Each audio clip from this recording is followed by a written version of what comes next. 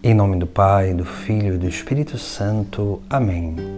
Proclamação do Evangelho de Jesus Cristo segundo Lucas. Quando se completaram os dias para a purificação da mãe e do filho, conforme a lei de Moisés, Maria e José levaram Jesus a Jerusalém, a fim de apresentá-lo ao Senhor, conforme está escrito na lei do Senhor. Todo primogênito do sexo masculino deve ser consagrado ao Senhor. Foram também oferecer o sacrifício, um par de rolas ou 2 pombinhos, como está ordenado na lei do Senhor. Em Jerusalém havia um homem chamado Simeão, o qual era justo e piedoso, e esperava a consolação do povo de Israel. O Espírito Santo estava com ele, e lhe havia anunciado que não morreria antes de ver o Messias, que vem do Senhor. Movido pelo Espírito, Simeão veio ao templo, quando os pais trouxeram o menino para cumprir o que a lei ordenava. Simeão tomou o menino nos braços e bendisse a Deus. Agora, Senhor, conforme a tua promessa, podes deixar teu servo partir em paz, porque meus olhos viram a tua salvação, que preparastes diante de todos os povos, luz para iluminar as nações e glória do teu povo Israel. O pai e a mãe de Jesus estavam admirados com o que diziam a respeito dele. Simeão os abençoou e disse a Maria, a mãe de Jesus: este menino vai ser causa tanto de queda como de reerguimento para muitos em Israel. Ele será um sinal de contradição. Assim serão revelados os pensamentos de muitos corações. Quanto a ti, uma espada te traspassará a alma. Palavra da salvação. No Evangelho de hoje, nós contemplamos um texto sagrado que nos mostra alguns aspectos daquilo que deve ser a vida de cada cristão. Porque diante daquilo que é o grande mistério do Natal do Senhor, onde Cristo nasce para se manifestar conhecido aos povos, aquele que é causa de salvação, nós temos no Evangelho de hoje alguns elementos que são essenciais para a nossa adesão e para a nossa perseverança nesse segmento do Salvador. Primeiramente, na primeira parte do Evangelho, nós contemplamos José e Maria que vão cumprir uma lei ritual, a lei que foi instituída por Moisés, de ir apresentar o menino no templo, a criança no templo. E ali nós vemos algo importante para a nossa reflexão.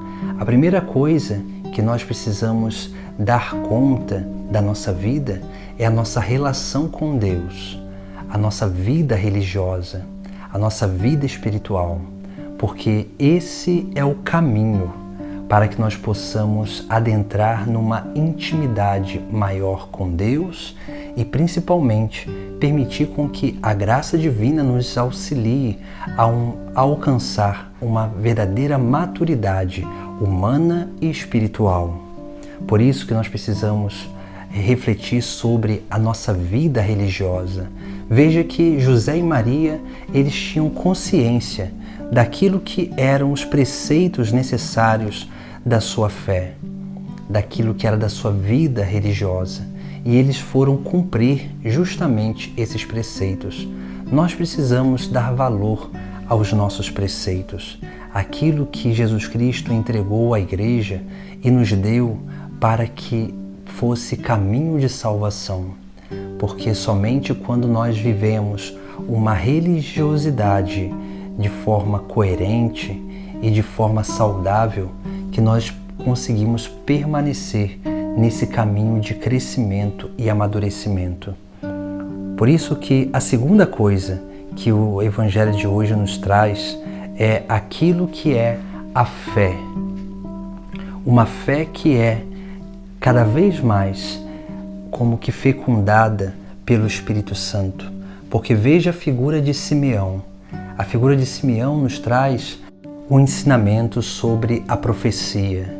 O Espírito Santo que coloca no coração dele que ele não morreria antes de ver o Messias. Assim também o Espírito Santo ele nos move, ele irriga e fecunda a nossa fé para que nós possamos permanecer cada vez mais firmes nessa confiança no Senhor, não em sentimentalismos, não em coisas, em sensações, mas principalmente naquele que é causa de salvação. E assim Simeão, ele era conduzido pelo Espírito, porque somente quando nós temos uma atitude de fé, uma atitude de confiança em Cristo, em Deus, que nós nos tornamos capazes de ser movidos pelo Espírito Santo, movidos por aquele que moveu a vida do próprio Cristo, movidos pelo Espírito que realmente manifesta a vontade do Pai do céu, para que nós possamos nos adequar, nos transformar cada vez mais no Filho de Deus, e sendo transformados no Filho de Deus, nós possamos verdadeiramente manifestar esse nascimento do Senhor no mundo.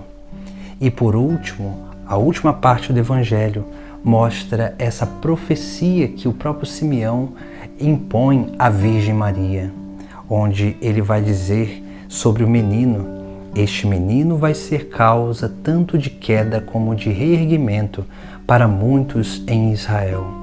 Ele será um sinal de contradição. Assim serão revelados os pensamentos de muitos corações. Veja que aqui nós precisamos ter essa certeza de quem é Cristo na nossa vida.